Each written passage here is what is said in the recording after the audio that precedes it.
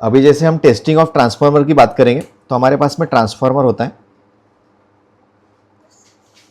Transformer पता है हमारे पास में 4 वायर बाहर निकलती है। ये हो गया 12012। कौन सा हो गया? 12012। इस ट्रांसफार्मर में एक वाइंडिंग जो होती है वो प्राइमरी वाइंडिंग होती है और दूसरी वाइंडिंग जो होती है वो हमारी सेकेंडरी होती है। यहाँ तक क्लियर है? एक है प्राइमरी और दूसरी है सेकेंडरी। हमारे पास मल्टीमीटर होता है। मल्टीमीटर को हम सबसे पहले हमारे बजर मोड पे डालते हैं, जिसे हम कंटिन्यूटी मोड भी कहते हैं। बजर मोड पे डालेंगे तो हमारे पास में 2 प्रोब होती है, एक पॉजिटिव और नेगेटिव। कंटिन्यूटी मोड में प्रॉप्स का कोई भी प्रॉब्लम नहीं होता है, आप कोई भी प्रोब्स कहीं भी लगा सकते हैं।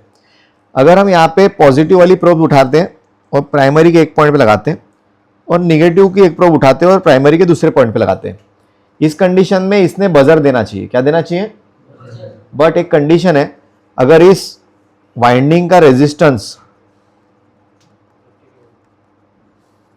अगर हाई है, हाई मीन्स 30 to 50 ओम्स के ऊपर में, तो ये बजर देगा नहीं। अब बजर नहीं देगा इसका मतलब ट्रांसफार्मर हमारा खराब नहीं है। ट्रांसफार्मर अगर खराब नहीं है तो क्या है इस कंडीशन में? ट्रांसफार्मर हमारा अगर खराब नहीं है इस कंडीशन में, तो हमें यह पता चल रहा है अगर कंटिन्यूटी नहीं देता है तो हमें चेक करना है रेजिस्टेंस मोड पे। कौन से मोड पे चेक करना है? रेजिस्टेंस मोड पे चेक करना है। अभी रेजिस्टेंस मोड पे हमने चेक करना है तो देखो, अगर ट्रांसफार्मर ने प्राइमरी में बजर नहीं दिया है तो हम इसी मल्टीमीटर को रेजिस्टेंस मोड पे लगाएंगे। किस पे लगाएंगे? रेजिस्टेंस मोड पे लगाएंगे। तो देखो, मल्टीमीटर को हम रेजिस्टेंस मोड पे लगाते हैं।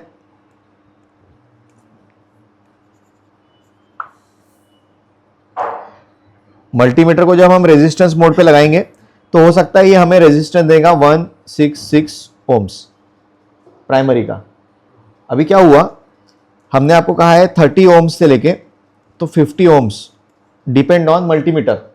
अगर इसके ऊपर अगर हायर ओम्स आता है तो मल्टीमीटर हमारा बजर देता नहीं है।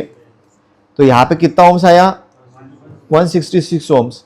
166 ओम्स आया मतलब हमारा वाइंडिंग तो ओके है। इसका मतलब हमारा जो हमारा ट्रांसफार्मर है उसका प्राइमरी साइड ओके। क्लियर है यहाँ तक के? ये हो गया प्राइमरी का टेस्टिंग। सेम टेस्टिंग होता है सेकेंडरी का। कहाँ होता है? सेकेंडरी का सेम टेस्टिंग है। सेकेंडरी में भी क्या करेंगे,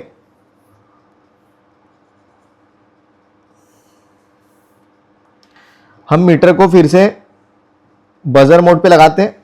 ओके, निगेटिव प्रोब किए हमने कनेक्ट एक पॉइंट पे और पॉजिटिव प्रोब किए हमने दूसरे पॉइंट पे कनेक्ट किए। यहां पे बजर बजना चाहिए। अगर बजर यहां पे नहीं बज रहा है तो इस कंडीशन में भी हमारा ट्रांसफार्मर खराब नहीं होता है। हो सकता है इस कंडीशन में भी जो सेकेंडरी कॉइल का रेजिस्टेंस है वो ज़्यादा है।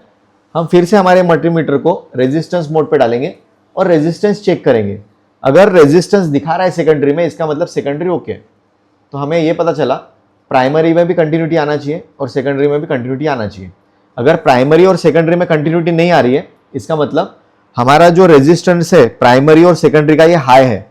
अगर रेजिस्टेंस की वैल्यू हमें शो कर रहा है तो हमारा ट्रांसफार्मर ओके है। यहाँ तक क्लियर है? तो ये हो गया हमारा ट्रांसफार्मर का testing with the help of multimeter. और हम जो ट्रांसफार्मर्स यूज करते हैं ये स्टेप डाउन यूज करते हैं।